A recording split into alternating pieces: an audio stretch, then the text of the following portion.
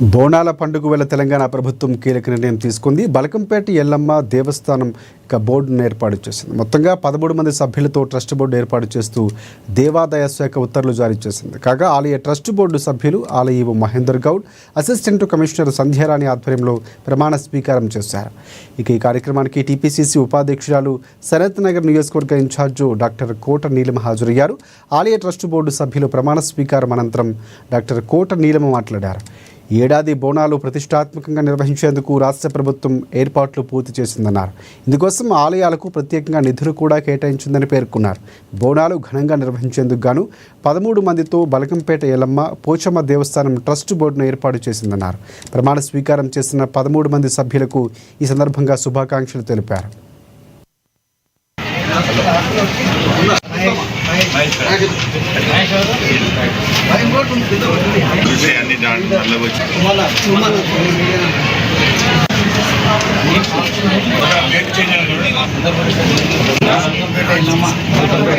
పోషమ్మ దేవస్థానము ధర్మకర్తగా నియమింపబడినందున ధర్మకర్తగా విధి నిర్వహణలు సక్రమంగాను విశ్వాసపాత్రులను శక్తి వంచన లేకుండా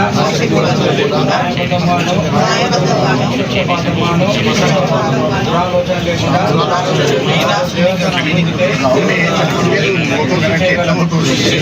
హిందూ దేవాదాయ మరియు నిబంధనలు లోబడి నిర్వహించగలని